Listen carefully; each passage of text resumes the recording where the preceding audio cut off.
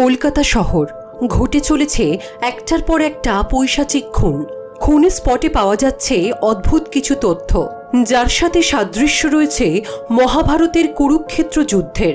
রহস্য উন্মোচনের দায়িত্বে অভিজ্ঞ আইপিএস অফিসার, কিন্তু এই রহস্য উদ্ঘাটন করতে করতে গল্প যে কোথা থেকে কোথায় পৌঁছাবে তা আমাদের কল্পনারও বাইরে। টান টান উত্তেজনাপূর্ণ একটা thriller web series. Hello friends, this is Ritu. Filmit চ্যানেলে তোমাদের সবাইকে জানাই ওয়ার্ম ওয়েলকাম। আজ আমি তোমাদের এক্সপ্লেইন করে শোনাবো হইচইয়ের একটি thriller web series Mahabharat murders. সিরিজটিতে অভিনয় করেছেন শাশ্বত চ্যাটার্জি, প্রিয়াঙ্কা সরকার, কৌশিক সেন, অর্জুন চক্রবর্তী আরও অনেকে। ফিল্মিট চ্যানেলের নতুন সদস্য হয়ে থাকলে সাবস্ক্রাইব বাটন প্রেস করে আর বেল নোটিফিকেশন অন করে রেখো, যাতে আমার আনা মুভি এক্সপ্লানেশনের ভিডিওর নোটিফিকেশন সবার আগে তোমাদের কাছে পৌঁছে যায়। চলো তাহলে শুরু করা যাক এক্সপ্লানেশন অফ মহাভারত মার্ডার্স। সিরিজের শুরুতেই আমরা দেখতে পাই একটা গ্রামের মঞ্চে মহাভারতের নাটক চলছে। সময়টা 1992 সাল।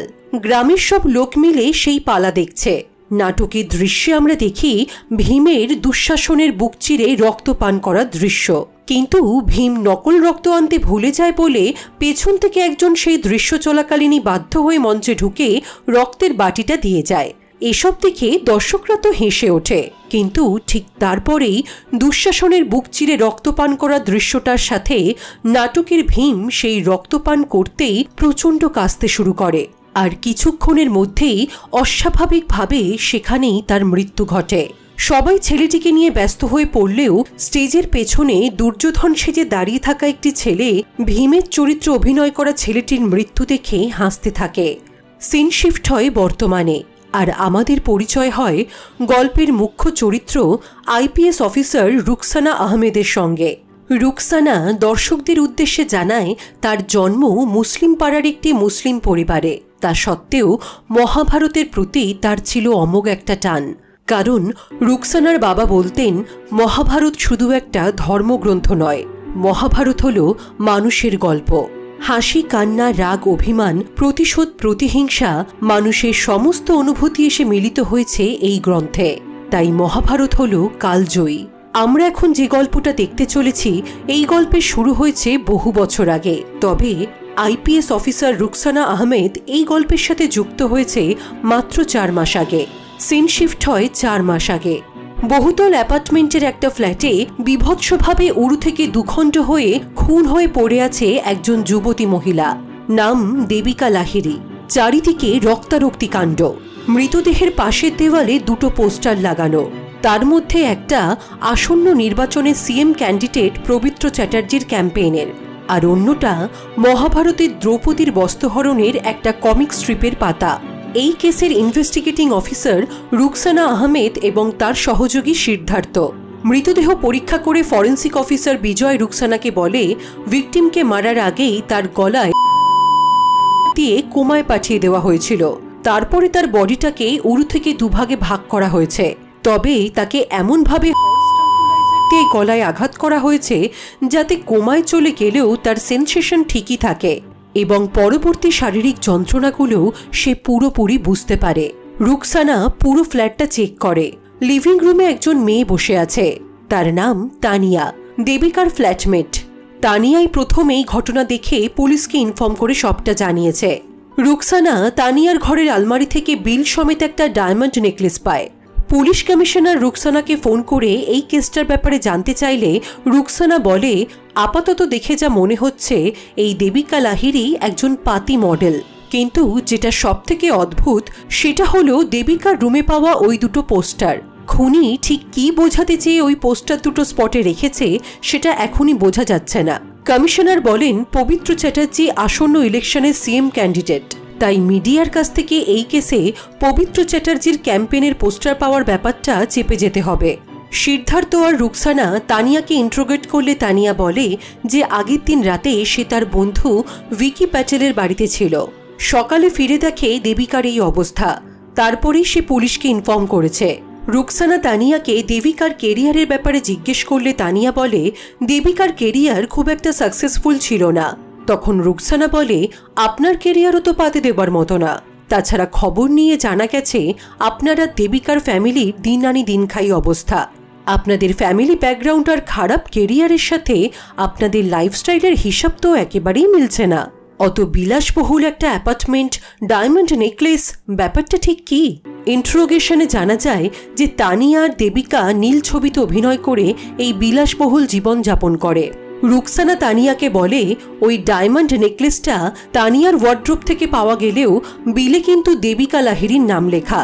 সিদ্ধার্থ জিজ্ঞেস করে যে তানিয়া এটা কখন হাতালো, দেবিকার খুনের আগে নাকি পরে? ওদের কথা শুনে তানিয়া একটু ঘাবড়ে গিয়ে বলে দেবিকা এই ডায়মন্ড নেকলেসটা ওর কাছে বন্ধক রেখে অনেক টাকা ধার নিয়েছিল, সেই কারণেই ওই নেকলেসটা তানিয়ার ওয়ার্ড্রোবে ছিল। এরপর রুকসানা আর সিদ্ধার্থ যায় ভিকি প্যাটেলের বাড়িতে। তানিয়া যার বাড়িতে খুনের দিন রাতে ছিল। ভিকি প্যাটেল চারিত্রিকভাবে বেশ অদ্ভুত, অনেকটা মেয়েলি স্বভাবের। ভিকি বলে যে সে নীল ছবি বানায়, আর সেই সূত্রেই তার সাথে দেবিকা আর তানিয়ার আলাপ হয়েছে। তবে অভিনয়ের দিক দিয়ে তানিয়া দেবিকার কাছে কিছুই না, দেবিকা ছিল ওর আসল স্টার। এরপর সিন শিফট হয়ে আমরা দেখি একটা লোক খুঁড়িয়ে খুঁড়িয়ে হাঁটছে, যদিও তার মুখটা আমরা দেখতে পাই না। তবে তার কথা শুনে আমরা বুঝতে পারি যে সে নিজেকে মহাভারতের শকুনি ভাবে এবং বলতে থাকে পরিস্থিতিকে যদি নিজের অনুকূলে আনতে না পারো তবে তাকে শত্রুর প্রতিকূল বানিয়ে দাও। আমরা দেখি তার বাড়ির দেওয়ালে দ্রৌপদীর সেই কমিক স্ট্রিপ, দেবিকার ছবি, মহাভারতের বিভিন্ন ছবি আর সাথে আরও একটি লোকের ছবি রয়েছে, যে ছবিতে সে ক্রস চিহ্ন এঁকে দেয়। এরপরেই আমরা সেই লোকটিকে দেখতে পাই যার ছবিতে আমাদের এই গল্পের শকুনি ক্রস চিহ্ন এঁকে দিল। লোকটার নাম প্রকাশ শর্মা। প্রকাশ প্রচণ্ডভাবে মাদক দ্রব্যের নেশায় আসক্ত। প্রকাশ তানিয়াকে ফোন করে পরের দিন তার কাছে যেতে বলে। তানিয়া বলে তার মনে হচ্ছে কিছু একটা খারাপ ঘটতে চলেছে, এই কদিন সে আর বাড়ির বাইরে বেরোতে চাইছে না। কিন্তু প্রকাশ তানিয়ার কোনো কথাই শুনতে চায় না। এই কথোপকথনের অর্থ আমরা কিছুক্ষণ পরে বুঝতে পারব। এরপরেই কেউ একজন প্রকাশের চেম্বারে আসে। সিন শিফট হয় 1994 সালে। রুকসানা তখন খুবই ছোট। তার বাবা তাকে উপহার হিসেবে মহাভারতের একটা কমিক বই কিনে দেয়। এরপরেই সিন শিফট হয় 2019-এ। তখন রুকসানার বিয়ে হয়ে গেছে। ডিউটি শেষে রুকসানা খুশি মনে বাড়ি ফিরছিল, কিন্তু বাড়ির দরজার লকটা খুলতেই সে দেখে ভেতর থেকে একটা মেয়ে ড্রেস ঠিক করতে করতে তার সামনে দিয়েই বেরিয়ে যায়। রুকসানা তার স্বামী জাভেদের কাছ থেকে এসব নোংরামির জবাব চাইলে জাভেদ কোনো অনুতাপের বদলে উল্টে রুকসানার সাথে ঝগড়া করতে শুরু করে। রুকসানা এসব সহ্য করতে না পেরে জাভেদকে তার বাড়ি থেকে বেরিয়ে যেতে বলে। রুকসানা জাভেদকে বেরিয়ে যেতে বলায় রেগে গিয়ে জাভেদ একটা ব্যাগ রাস্তার জলের মধ্যে ফেলে দেয়। ওটা ছিল রুকসানার বাবার ব্যাগ, যেটা তার বড্ড প্রিয়। ব্যাগটাতে রুকসানা তার বাবার সমস্ত স্মৃতি, তার ছোটবেলায় আঁকা ছবি, বাবার দেওয়া সেই বই সবকিছু গুছিয়ে রেখেছিল। রুকসানা ছুটে নিচে যায় সেই সমস্ত জিনিসগুলোকে উদ্ধার করতে, কিন্তু ততক্ষণে ওই ব্যাগ আর ভেতরের কাগজগুলো রাস্তার নোংরায় ছড়িয়ে পড়েছে। সিন শিফট হয় বর্তমানে। সিদ্ধার্থ রুকসানাকে ফোন করে বলে দেবিকার মতো আরও একজন খুন হয়ে গেছে। ভাইকন ইন্ডাস্ট্রির সিইও প্রকাশ শর্মা, তার পিঠে অসংখ্য সূঁচ ঢুকিয়ে মারা হয়েছে। যদিও বা আগের খুনের মতোই এসব করার আগে তাকে দিয়ে কোমায় পাঠিয়ে দেওয়া হয়েছিল। আর এই মৃতদেহের পাশেও পবিত্রবাবুর ছবি, সাথে মহাভারতের সহদেবের একটা কমিক স্ট্রিপ। রুকসানা আর সিদ্ধার্থ জানতে পারে যে প্রকাশ সারা রাত অফিসে কাজ করত, তবে অফিসটা বাইরে থেকে বন্ধ করা থাকত। অফিসের সিসিটিভিগুলো প্রত্যেক দিনই রাত 10টার পরে অফ করে দেওয়া হয়, আর খুনটা হয়েছে রাত 1টা থেকে ভোর 6টার মধ্যে। বোঝা যাচ্ছে যে খুনি জানত এই অফিসের সিসিটিভিগুলো রাত 10টার পরে বন্ধ হয়ে যায়। অন্যদিকে আমরা জাভেদকে দেখতে পাই। সে ব্যাগ ভর্তি টাকা নিয়ে এসে ইলেকশনের কোনো একটা কাজের জন্য শামসুদ্দিন নামের একজনকে দেয়। পরপর দুটো খুনে পবিত্র চ্যাটার্জির পোস্টার পাওয়া যাওয়ায় রুকসানা সিপির কাছ থেকে পবিত্র চ্যাটার্জির সাথে কথা বলার পারমিশন চেয়ে নেয়। পরের সিনেই আমরা পবিত্র চ্যাটার্জিকে দেখতে পাই। তার বাড়ির এক বহু পুরনো কাজের লোক মেয়ের বিয়ের জন্য 35,000 টাকা চুরি করেছে। ব্যাপারটা শোনার পরে পবিত্রবাবু সেই লোকটিকে তো ছেড়েই দেয়, তার সাথে তার মেয়ের বিয়ের যাবতীয় খরচা তিনিই বহন করবেন কথা দেন। এরপরে তিনি একটা প্রেস কনফারেন্সে বসে বারবারই মহাভারতের শ্লোক বলতে থাকেন। আমরা বুঝতে পারি তিনি মহাভারতের সাথে বেশ কানেক্টেড। সমাজে তার একটা সৎ এবং সত্যবাদী ইমেজ আছে, সেই কারণে সবাই তাকে যুধিষ্ঠির আখ্যা দিয়েছে। কনফারেন্স চলাকালীন আবিল্লাল পবিত্রকে কোনো একটা কথা বলতে ডেকে নিয়ে যায়। আবিল্লাল বলে পবিত্রর ছবি দুটো মার্ডার স্পটে পাওয়া গেছে, যদিও চিন্তার কিছুই নেই, সে সবকিছু সামলে নিয়েছে। সে যেমন যেমন বলবে পবিত্র যেন শুধুমাত্র সেরকমই করে যায়। আবিল্লালের কথাগুলো যে পবিত্রর খুব একটা পছন্দ হয় না সেটা আমরা পবিত্রর মুখ দেখেই বুঝতে পারি। আবার আমরা সেই শকুনি নামের লোকটির মুখ থেকেই মহাভারতের একটা সংলাপ শুনতে পাই, যেখানে সে দুর্যোধনকে নিয়ে কথা বলছে। তার কথায় যতবার পাণ্ডবরা জন্মাবে ততবারই এক রাশ ঘৃণা বুকে নিয়ে দুর্যোধনও জন্মাবে প্রতিশোধ নিতে। রুকসানা তাদের আইটি ডিপার্টমেন্টের অফিসার জয়ের কাছ থেকে জানতে পারে প্রকাশ শর্মার কল লিস্টে তানিয়া, দেবিকা এবং পবিত্র চ্যাটার্জি সবার সাথেই অনেকবার ফোনে কথা হয়েছে। আর তানিয়ার সাথে তো খুনের কিছুক্ষণ আগেই কথা হয়েছে। সবথেকে যেটা চোখে পড়ছে সেটা হলো প্রকাশ শর্মার অ্যাকাউন্ট থেকে পবিত্র চ্যাটার্জির পার্টির ফান্ডে 1 কোটি টাকা ট্রান্সফার করা হয়েছে। এরপরেই সিদ্ধার্থ এবং রুকসানা পবিত্রবাবুর সাথে কথা বলতে যায়। সেই সময় পবিত্রর সাথে আবিল্লালও ছিল। রুকসানা আবিল্লালের সামনে এই ব্যাপারে কথা বলতে ইতস্তত করায় আবিল্লাল বলে যে সেইখানে থাকলে কোনো অসুবিধা নেই। পবিত্র বলে যে আবিল্লাল তার বাবার আমল থেকে এখানে আছে। আশ্বস্ত হয়ে রুকসানা বলে যে ওই দুটো খুনের স্পট থেকে পবিত্রবাবুর ক্যাম্পেইনের পোস্টার পাওয়া গেছে। পবিত্র বলে যে সে এই ব্যাপারটা জানে। রুকসানা পবিত্রকে জিজ্ঞেস করে যে সে দেবিকা এবং প্রকাশ দুজনকেই তো চিনত। তখন পবিত্র বলে যে ওই মেয়েটাকে সে চেনে না, তবে প্রকাশকে সে ভালো করেই চেনে, কারণ প্রকাশ প্রচুর সিএসআর অ্যাক্টিভিটিস করত। তাছাড়া প্রকাশ শর্মা ওদের পার্টির ফান্ডে বেশ ভালো অ্যামাউন্ট ডোনেট করেছে। সিদ্ধার্থ জিজ্ঞেস করে যে খুনের দিনগুলোতে পবিত্রবাবু কোথায় ছিলেন। পবিত্র তার পাসপোর্টের ভিসা দেখিয়ে বলেন যে সেই দিনগুলোতে তিনি ইউএসএতে ছিলেন। ভিসার ছবিতে পবিত্রবাবুকে একটু অন্যরকম লাগছে দেখে সিদ্ধার্থ পবিত্রর দিকে তাকালে পবিত্র বলে, হ্যাঁ হ্যাঁ আমি সেই। আইডি কার্ডে কেন জানি না আমার ছবিগুলো অন্যরকম ওঠে। এবার আবিল্লাল রুকসানাকে বলে, পবিত্রকে ভালো মানুষ পেয়ে আপনারা সাসপেক্ট বানিয়ে দিচ্ছেন। তখন পবিত্র চ্যাটার্জি বলে সে ডেফিনেটলি একজন সাসপেক্ট, যেখানে দুটো খুনের স্পটেই তার ক্যাম্পেইনের পোস্টার পাওয়া গেছে। রুকসানা বলে যে সে পবিত্র চ্যাটার্জিকে সাসপেক্ট বানাচ্ছে না, খুনের স্পটে তার পোস্টার পাওয়ার ব্যাপারটাই ক্লিয়ার করতে চাইছে। তখন পবিত্র চ্যাটার্জি বলে হয়তো আসল খুনির থেকে দৃষ্টি অন্যদিকে ঘোরাবার জন্যই এই কাজ করা হয়েছে। এছাড়া সবাই তাকে যুধিষ্ঠির বলে জানে। আর খুনগুলোতে মহাভারতের এক একটা চরিত্রকে তুলে ধরা হচ্ছে। খুনি বোঝাতে চাইছে যে এটা মহাভারত মার্ডার্স।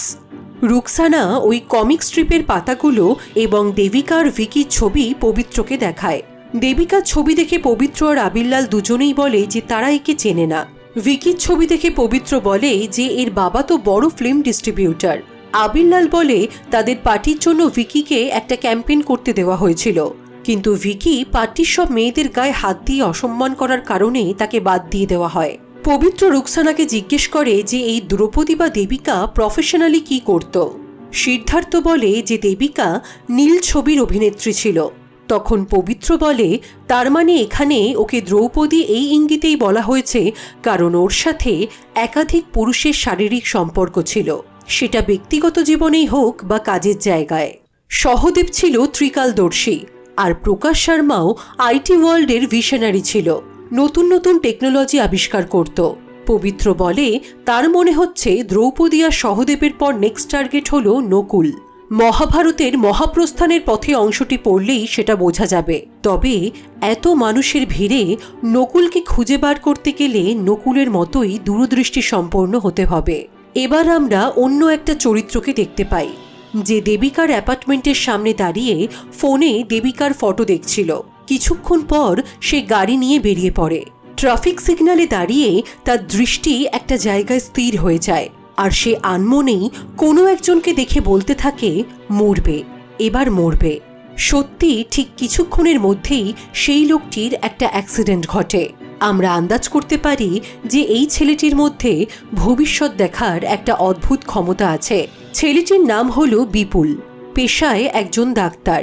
সে একটা ধাবা এরিয়াতে বিনা পয়সায় গরিবদের চিকিৎসা করে। সেখানে আমরা শামসুদ্দিনকে দেখতে পাই, যাকে আমরা কিছুক্ষণ আগেই রুকসানার স্বামী জাভেদের কাছ থেকে ইলেকশনের কাজের জন্য টাকা নিতে দেখেছিলাম।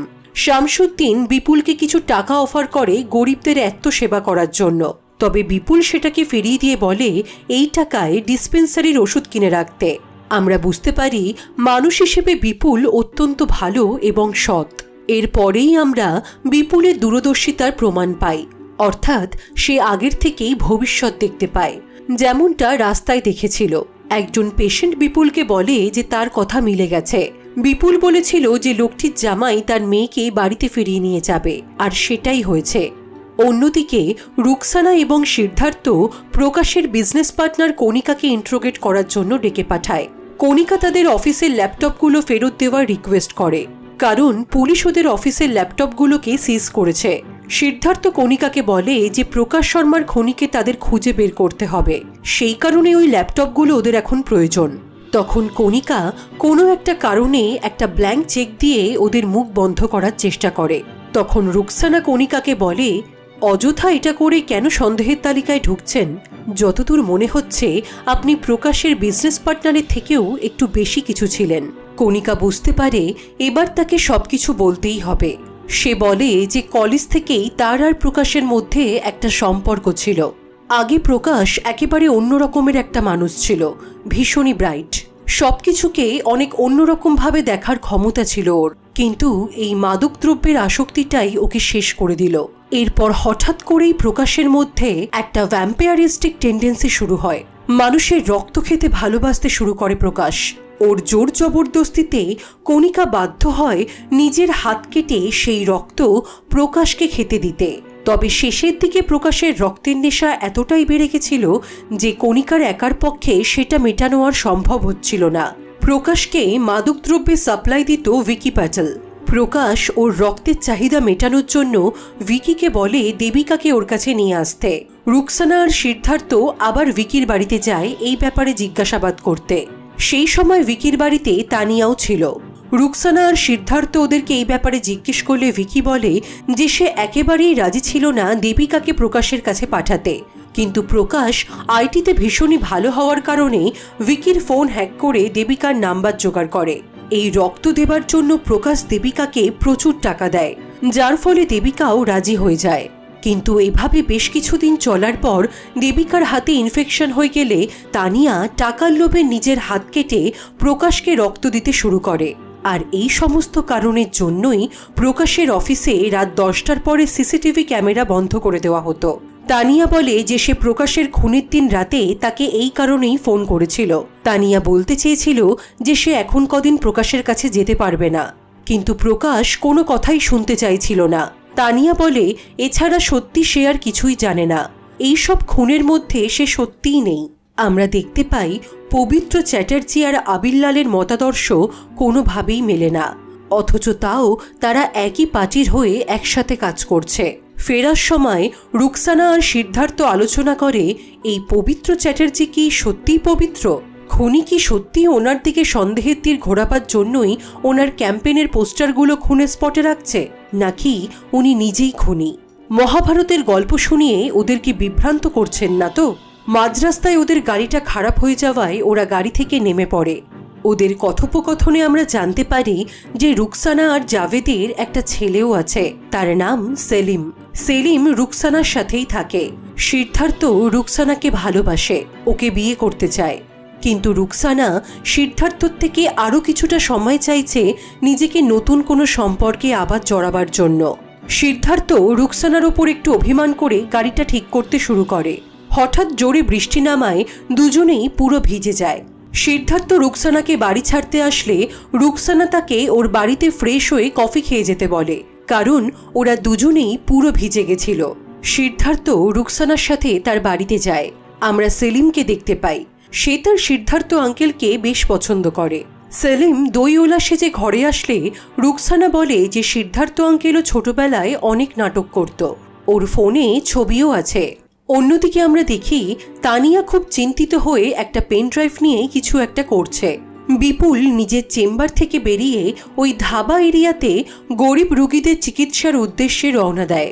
কিন্তু আমরা দেখি জাভেদ বিপুলকে ফলো করছে। বিপুলের চেম্বার থেকে বেরোনোর খবরটাও সে কাউকে একটা ফোন করে জানায়।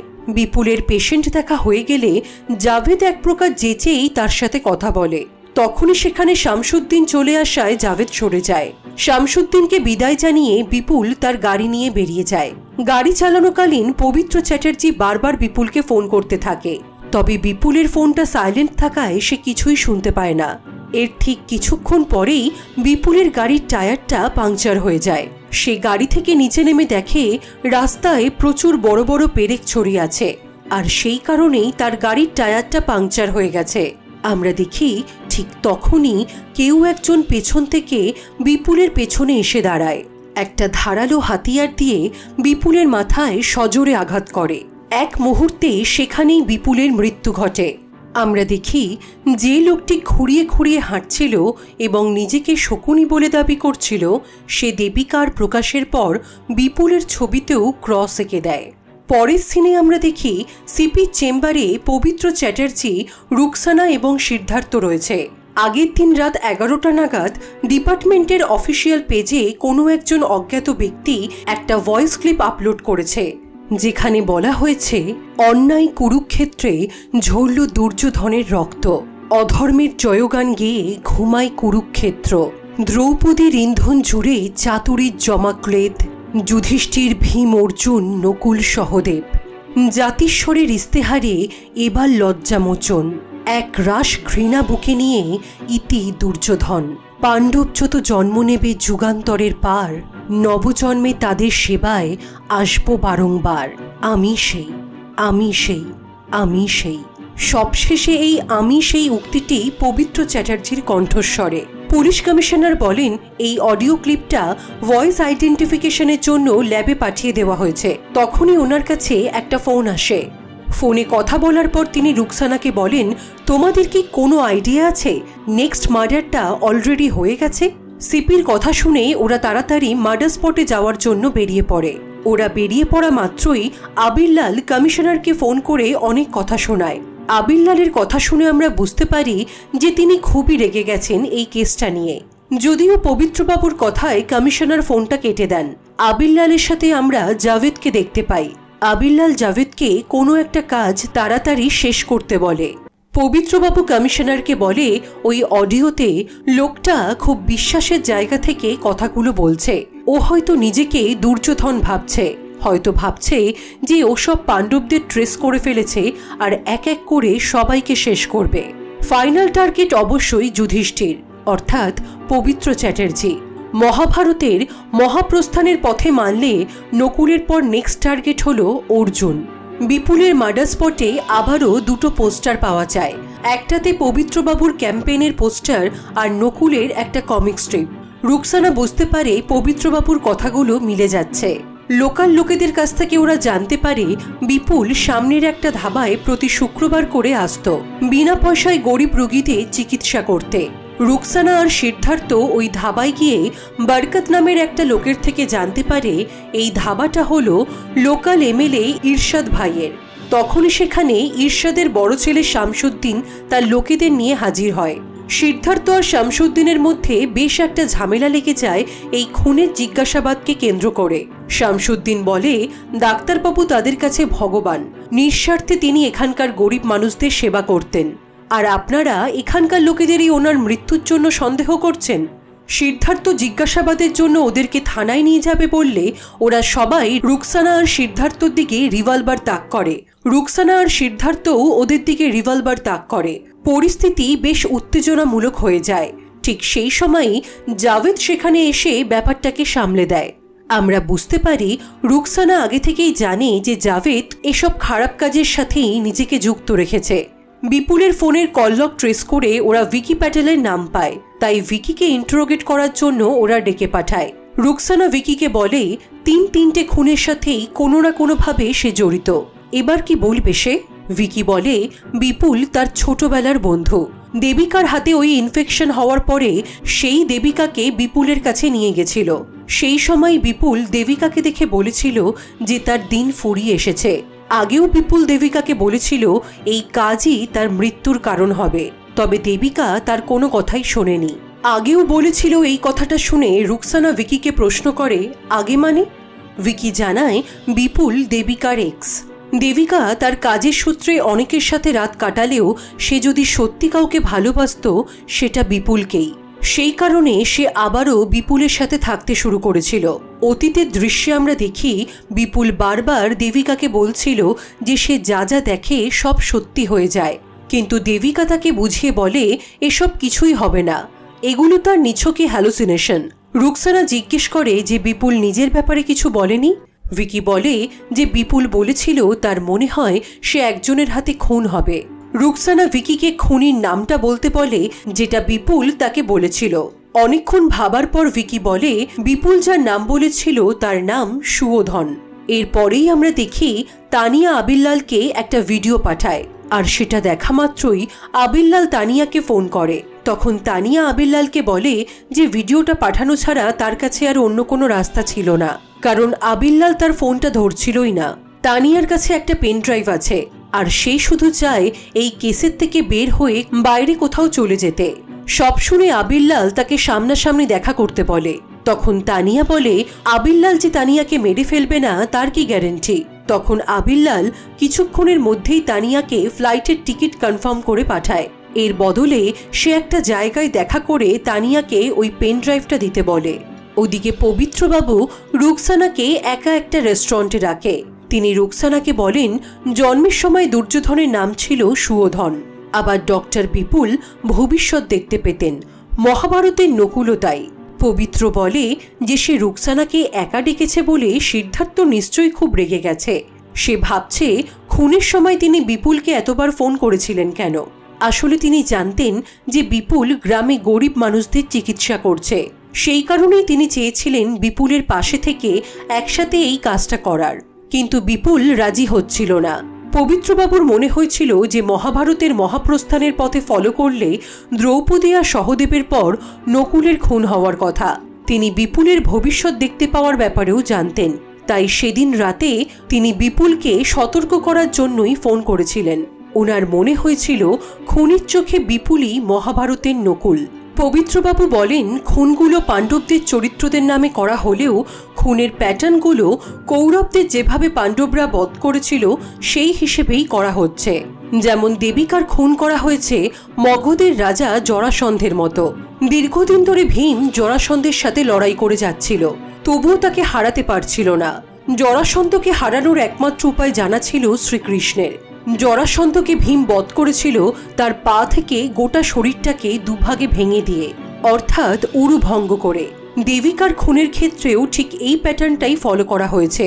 এরপর আসে প্রকাশের পালা। প্রকাশের মার্ডারটা করা হয়েছে তার পিঠে অজস্র সূঁচ ঢুকিয়ে, ঠিক মহাভারতের ভীষ্মের মতো, যেন ভীষ্মের সরসজ্জা। রুকসানা বলে তার মানে বিপুল ব্যানার্জিকে মারা হলো কর্ণের মতো। যুদ্ধে কর্ণের রথের চাকা মাটিতে গেঁথে যায়, আর সেই মুহূর্তেই কর্ণকে বধ করা হয়, যেমনটা হয়েছিল বিপুলের গাড়ির টায়ার নষ্ট করে দিয়ে, আর সেই সময়ই খুন। পবিত্র আর রুকসানা গাড়ি নিয়ে এসব কথা বলতে বলতে নিজেদের বাড়ির দিকে যেতে থাকে, আর তখনই হঠাৎই দুজন বাইক আরোহী পবিত্রবাবুর ওপর গুলি করে। তবে গুলিটা পবিত্রর কান ঘেঁষে বেরিয়ে যায়। আমরা দেখি সিদ্ধার্থ তখন ওদের গাড়ির পেছনেই আসছিল। তখনই সে গুলি করতে বাইকের পেছনের লোকটি মারা যায়। প্যানিক অ্যাটাকে পবিত্র অজ্ঞান হয়ে যায়। রুকসানা আর সিদ্ধার্থ ওই বাইক আরোহীর পেছনে ধাওয়া করে, কিন্তু অনেক চেষ্টা করেও তাকে ধরতে পারে না। পবিত্র চ্যাটার্জি একটা বড় ফাড়া কাটিয়ে কোনো মতে বেঁচে যান। এই ঘটনার পর আবিল্লাল পবিত্রবাবুর সেফটির কথা চিন্তা করে বেশ রেগে যায়। তিনি কমিশনারকেও প্রচুর কথা শুনিয়ে আসেন, স্পেশালি রুকসানার বিরুদ্ধে। কোনো একটা কারণে আবিল্লাল একদমই চাইছে না রুকসানা এই কেসের দায়িত্বে থাকুক। আবিল্লাল চলে যেতেই রুকসানা সেখানে আসে। পুলিশ কমিশনার আবিল্লালের কথায় রুকসানাকে এই কেসের দায়িত্ব থেকে সরিয়ে তার জায়গায় অ্যাপয়েন্ট করে সুস্মিতা নামের অন্য একজন অফিসারকে। কমিশনার রুকসানাকে অর্ডার দেয় যে সে যেন সুস্মিতাকে কেসের সমস্ত ডিটেলস জানিয়ে দেয়। এই কারণে রুকসানা খুব আপসেট হয়ে গেলেও সুস্মিতাকে সব বুঝিয়ে দেয়, কিন্তু সুস্মিতা রুকসানাকে পবিত্রবাবুকে নিয়ে টোন্ট করতে থাকে। সুস্মিতা বলে যে সে এটা বুঝতে পারছে না বারবার কেন পবিত্র চ্যাটার্জি এই কেসটাতে রুকসানাকেই চাইছেন। তাছাড়া এতদিন হয়ে গেল কেসটা কিছুই এগুলো না, ব্যাপারটা খুবই স্ট্রেঞ্জ। সিদ্ধার্থ রুকসানাকে এই কেসের থেকে সরিয়ে দেওয়ার ব্যাপারটাতে খুব রেগে যায়। এরপরেই জয় রুকসানা আর সিদ্ধার্থকে বলে যে সে আবিল্লালের মেল হ্যাক করে পবিত্র চ্যাটার্জি আর দেবিকার কানেকশনটা বের করে ফেলেছে। একসময় দেবিকা পবিত্রবাবুর পার্টির ভলেন্টিয়ার ছিল। রুকসানা মনে মনে খুব আপসেট হলেও জয়কে বলে এই সব ইনফরমেশন সুস্মিতা ম্যাডাম আর সিদ্ধার্থকে মেল করে দিতে। এবার আমরা দেখি পবিত্র বেশ রেগে যায় আবিল্লালের ওপর, কারণ তার জন্যই রুকসানা কেসটা থেকে সরে গেছে। পবিত্র আবিল্লালকে বলে তোমার সাহসটা একটু বেশি বেড়ে যাচ্ছে না? কতদিন আর পরজীবী হয়ে আমার গডফাদার সেজে থাকবে? এবার একটু ধরাধামে নেমে এসো। আবিল্লাল বলে এতদিন তো ধরাধামে থেকেই তোমার সবকিছু আমি সামলালাম, বিশ্বাস করো ভবিষ্যতেও সামলাবো, কারণ এত বড় সাম্রাজ্য তো আর তোমার পক্ষে একা সামলানো সম্ভব নয়। তার উপর তোমার এত বড় একটা ভাড়া গেল, আমার তো ভীষণ চিন্তা হয়, তাই না? তখন পবিত্র বলে চিন্তাটা ঠিক কিসের? ফাড়াটা কেটে গেল বলে। তাদের তর্ক বিতর্কে আমরা বুঝতে পারি ওপর ওপর সবাই ওনাদের দেখে হৃদ্যতাপূর্ণ সম্পর্ক ভাবলেও বাস্তবটা একেবারেই তা নয়। কোনো একটা কারণে দুজনের মধ্যে চাপা একটা উত্তেজনা কাজ করে। রুকসানা অফিস থেকে বাড়ি এসে দেখে ভিকি তার বাড়িতে এসেছে। ভিকি রুকসানাকে বলে এছাড়া তার কাছে আর অন্য কোনো উপায় ছিল না। কিছুদিন ধরেই সে থ্রেট কল পাচ্ছে। সে বুঝতে পারছিল না কাকে এই কথাগুলো বলবে। রুকসানা ভিকিকে বলে যে এই কেসটাতে সে আর নেই, সে যেন পুলিশের কাছে যায়। তখন ভিকি বলে তাতে কোনো লাভ নেই, কারণ ব্যাপারটা আবিল্লালকে নিয়ে। সিন শিফট হয় ফ্ল্যাশব্যাকে। আমরা দেখি ভিকি ল্যাপটপে কাজ করছে, আর তখনই সেখানে আসে আবিল্লাল। সে ভিকিকে সেক্সুয়ালি হ্যারাস করতে থাকে। আমরা বুঝতে পারি আবিল্লাল স্বভাবে একজন গে, অর্থাৎ ছেলেদের প্রতি আসক্ত। ভিকি এসব কথা পবিত্র চ্যাটার্জিকে জানায়নি, কারণ ভিকি তাদের কাছ থেকে ফিনান্সিয়ালি অনেক হেল্প পেয়েছিল এবং সেখান থেকেই তার দেবিকার সাথে পরিচয়। পরের দিন সকালে তানিয়া বেরিয়ে পড়ে আবিল্লালের সাথে দেখা করতে, আর তাকে পিক আপ করতে আসে জাভেদ। সিদ্ধার্থ তানিয়ার উপর নজর রাখছিল, তাই সে তানিয়া আর জাভেদের পিছু নেয়। কিন্তু রেলগেটের সিগনালে জাভেদের গাড়ি বেরিয়ে গেলেও সিদ্ধার্থর গাড়িটা আটকা পড়ে যায়। তাই সিদ্ধার্থ আর ওদেরকে ট্রেস করতে পারে না। সে জয়কে বলে তানিয়ার লোকেশন ট্রেস করার জন্য, কিন্তু নেটওয়ার্ক স্লো থাকার কারণে সেটাও খুব একটা সম্ভব হয়ে ওঠে না। ততক্ষণে জাভেদ তানিয়াকে নিয়ে একটা নিরিবিলি জায়গায় এসে উপস্থিত হয়। সেখানে সে আবিল্লালের সাথে ভিডিও কলে কথা বলিয়ে তানিয়ার থেকে পেন ড্রাইভটা নিয়ে তাকে প্রচুর টাকা দিয়ে দেয়। তানিয়া ব্যাগটা নিয়ে চলেই যাচ্ছিল, তখনই জাভেদ আবিল্লালের ইশারাতে তানিয়াকে পেছন থেকে ডাকে। তানিয়া সেদিকে যেতেই জাভেদ তাকে ছুরি দিয়ে পেটে আঘাত করে। তানিয়া ব্যথায় কাতরাতে কাতরাতে মাটিতে পড়ে যায়। তখন জাভেদ তাকে টানতে টানতে গাড়িতে ওঠায় আর জীবিত তানিয়াকে সেই গাড়ির মধ্যেই আগুন জ্বালিয়ে পুড়িয়ে মেরে ফেলে। সেদিন রাতে পবিত্র চ্যাটার্জি রুকসানার বাড়িতে আসে, কারণ তার নাকি রুকসানাকে আরো কিছু কথা বলার আছে। রুকসানা তাকে জানিয়ে দেয় যে সে আর এই কেসটাতে নেই, তবুও পবিত্র তাকে ইনসিস্ট করে তার কথাগুলো শোনার জন্য। বাধ্য হয়ে রুকসানা পবিত্রর সাথে যায়। গাড়িতে ওঠার পর রুকসানা পবিত্রবাবুকে জিজ্ঞেস করে দেবিকা তো তাদের পার্টির ভলেন্টিয়ার ছিল, তাহলে তিনি আগের দিন দেবিকার ছবি দেখে চেনেন না বললেন কেন? তখন পবিত্রবাবু বলেন ওনাদের পার্টিতে প্রচুর ভলেন্টিয়ার ছিল এবং আছে, তার পক্ষে সবাইকে মনে রাখা সম্ভব নয়। দেবিকা হয়তো সরাসরি কখনো ওনার সাথে কাজও করেনি। পবিত্রবাবু রুকসানাকে জিজ্ঞেস করে তোমার কি মনে হয় পাণ্ডবরা মহাভারতের নায়ক নাকি খলনায়ক? অবাক হয়ে রুকসানা বলে পাণ্ডবরা হঠাৎ খলনায়ক হতে যাবে কেন? তখন পবিত্রবাবু বলেন যুদ্ধে কিন্তু বারবার কৌরবদের অনৈতিকভাবেই মারা হয়েছে, এটা কি পাণ্ডবদের খলনায়ক বানায় না? পবিত্রর কথা শুনে রুকসানা বলে আপনার কথাগুলো দুর্যোধনের মতো শোনাচ্ছে। রুকসানার কথা শুনে পবিত্র হেসে ওঠে।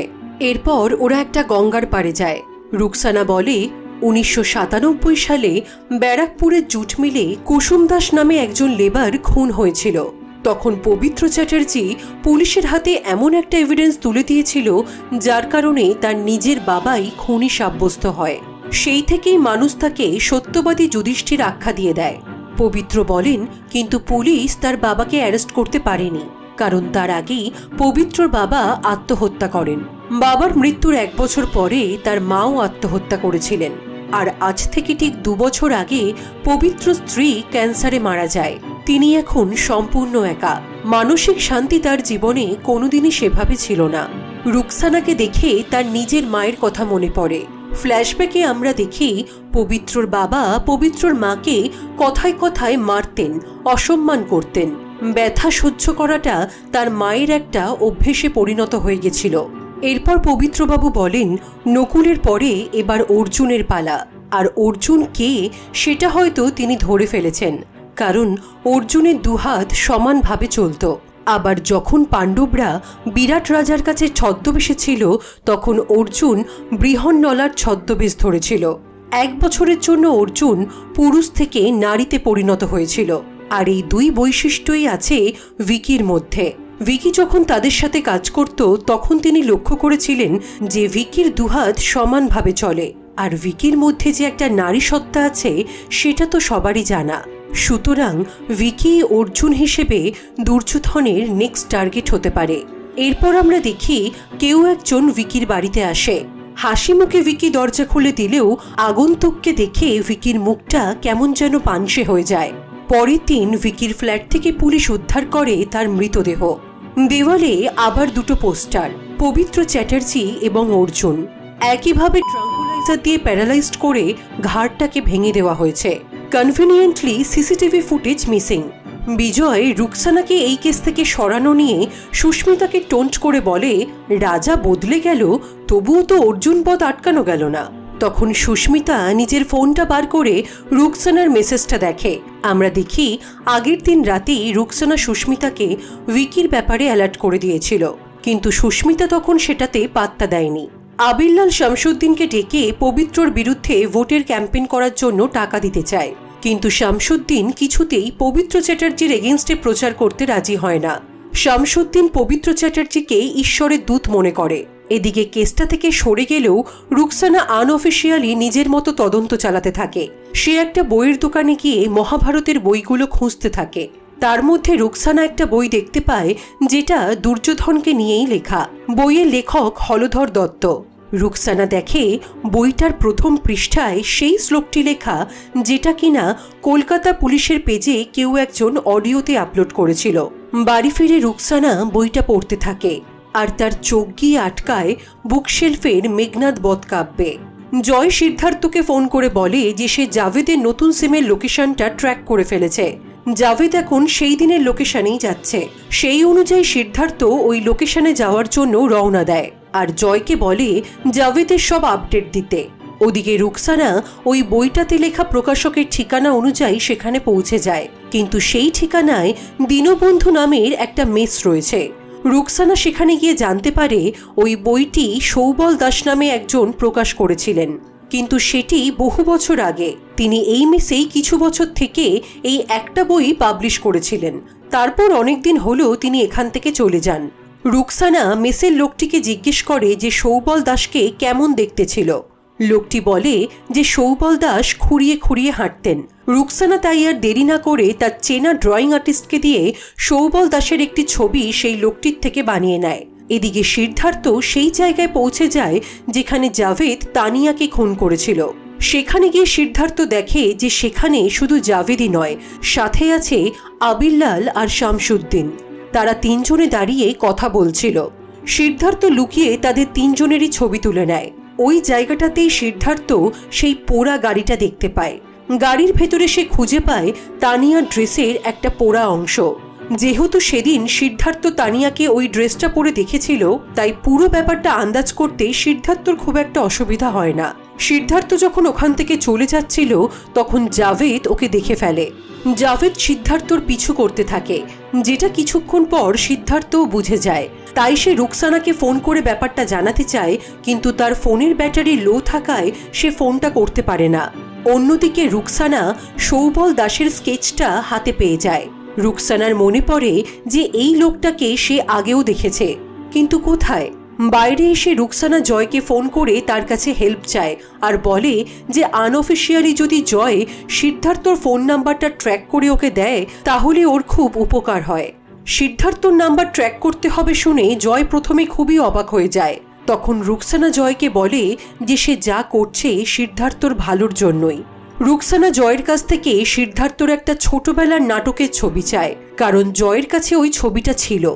জয় রুকসানাকে ওই ছবিটা পাঠালে আমরা দেখি যে সিদ্ধার্থ ওই মহাভারতের নাটকে অভিনয় করেছিল, যে নাটকটা আমরা শুরুতেই দেখেছিলাম। এই বাচ্চা ছেলেটি আর কেউ নয়, সিদ্ধার্থ। আর তার পাশের লোকটি হলো এই দুর্যোধন বইয়ের প্রকাশক সৌবল দাস, যে স্কেচটা রুকসানা এক্ষুনি হাতে পেল। সিদ্ধার্থ তার ফোনটা চার্জে দেওয়ার জন্য বাড়ি আসলে জাভেদও তার বাড়ির সামনে এসে উপস্থিত হয়। রুকসানা সিদ্ধার্থর ছোটবেলার ছবিটা দেখতে থাকে। আমরা বুঝতে পারি সেই প্রথম সিনের মহাভারতের যাত্রাপালার দুর্যোধন সেজে দাঁড়িয়ে থাকা ভীমের মৃত্যু দেখে হাসতে থাকা ছেলেটাই সিদ্ধার্থ। রুকসানা দেখে ওই ছবির ওপরে একটা অ্যাড্রেস লেখা ছিল, কালীবাড়ি ভুবনতলা। তাই রুকসানা সেখানকার পুলিশ স্টেশনে কন্ট্যাক্ট করে। থানার ওসি জানায় এখন ওই বাড়িতে কেউই থাকে না, সেটা একটা ক্লাব ঘরে পরিণত হয়েছে। তবে 25 বছর আগের ঘটনা তো তার পক্ষে জানা সম্ভবই নয়। তবে সেই সময় যিনি ওসি ছিলেন সেই প্রদীপবাবুকে জিজ্ঞেস করলে কিছু জানা যেতে পারে। সেই ওসিকে ফোন করে তার কাছ থেকে রুকসানা জানতে পারে সেই সময় ওই বাড়িটা ছিল কঙ্কন সিংহের। তার নাটকের দলের রিহার্সালও সেখানেই হতো। তাদের একটা ছোটদের মহাভারত পালা চলছিল। তখনই এক অদ্ভুত ঘটনা ঘটে আর আমরা আবার সেই প্রথম দৃশ্যটা দেখতে পাই। ভীমের চরিত্রের অভিনেতা অজ্ঞান হয়ে পড়ে যাওয়ায় সবাই তাকে ঘিরে দাঁড়িয়ে পড়ে, কিন্তু দুর্যোধন সাজে সজ্জিত ছেলেটি হাসতে থাকে। রুকসানা ওসিকে বলে যে সে হয়তো কঙ্কন সিংহের হারিয়ে যাওয়া ওই ছেলেটিকে চেনে, তবে সে কি এসব একাই করেছে বলে মনে হয়? তখন ওসি বলে না, তার মনে হয় এর পেছনে আরও কেউ ছিল। ফ্ল্যাশব্যাকে আমরা দুর্যোধনের উল্টো দিকে আরও একজনকে দেখতে পাই, সেও হাসতে থাকে ভীমের মৃত্যু দেখে, এবং ওই লোকটি হলো সৌবল দাস। ওসির থেকে সবটা শুনে রুকসানা বাড়িতে ফিরে পবিত্রবাবুকে ফোন করে জানায় যে সে দুর্যোধন নামের একটি বই পেয়েছে, যার লেখক হলধর দত্ত আর প্রকাশকের নাম সৌবল দাস। মেঘনাদ বধ কাব্যে মধুসূদন দত্ত যেমন মেঘনাদ এবং রাবণকে গ্লোরিফাই করেছিল এবং তাদের দোষগুলোকে ঢেকে দেওয়া হয়েছিল, ঠিক তেমনি এই বইতে লেখক হলধর দত্ত দুর্যোধনকে গ্লোরিফাই করেছে। রুকসানার মনে হচ্ছে লেখক আর প্রকাশক দুজনেই ছদ্মনাম ব্যবহার করেছেন। যেমন হলধর হল বলরামের আরেক নাম। বলরাম যুদ্ধে নিজে অংশগ্রহণ না করলেও তিনি কিন্তু বরাবরই কৌরবদের পক্ষেই ছিলেন। তেমনি সুবল রাজার ছেলে সৌবল ছিল শকুনির আরেক নাম। অর্থাৎ এই খুনগুলোর সাথে শুধু একালের দুর্যোধনই নয়, বরং তার সাথে আছে তার মামা শকুনিও। এই খুনগুলোর সাথে দুজন জড়িত, মামা আর ভাগ্নে, শকুনি আর দুর্যোধন। ফোনটা রাখার পর রুকসানা দেখে যে সিদ্ধার্থ ওকে আবিরলাল জাভেদ আর শামসুদ্দিনের ছবিটা পাঠিয়েছে। এটা দেখা মাত্রই রুকসানা সিদ্ধার্থকে ফোন করে। অনেকবার ফোন করা সত্ত্বেও সিদ্ধার্থ ফোনটা রিসিভ না করায় রুকসানা তাড়াতাড়ি সিদ্ধার্থর বাড়িতে পৌঁছে যায়। রাস্তায় যেতে যেতেও রুকসানা সিদ্ধার্থকে ফোন করতেই থাকে, কিন্তু সিদ্ধার্থ কিছুতেই ফোনটা রিসিভ করে না। সিদ্ধার্থর বাড়িতে পৌঁছে রুকসানা দেখে ভেতর থেকে ফোনটা রিং হচ্ছে। সেই আওয়াজটা শুনে সেদিকে পৌঁছে রুকসানা যেটা দেখতে পায় তাতে সে বাকরুদ্ধ হয়ে যায়। চার্জে দিয়ে সিদ্ধার্থ ফোনটাকে হাতে ধরে রয়েছে, তাতে রিং হচ্ছে রুকসানার নাম্বার, কিন্তু সিদ্ধার্থ আর জীবিত নেই।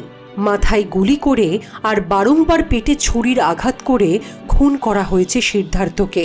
আমরা দেখি মহাভারতের মহাপ্রস্থানের পথে ফলো করে অর্জুনের পর যার খুন হওয়ার পালা সেই ভীম এই গল্পে সিদ্ধার্থ। এই ভিডিওটা এখানেই শেষ করছি। অন্তিম পর্ব নিয়ে আসছি কয়েকদিনের মধ্যেই। ভিডিওটা যদি ভালো লেগে থাকে তাহলে please to like, comment, share and please don't forget to subscribe Filmit. দেখা হচ্ছে মহাভারত মার্ডার্সের অন্তিম পর্বের সাথে। ততক্ষণের জন্য বাই বাই।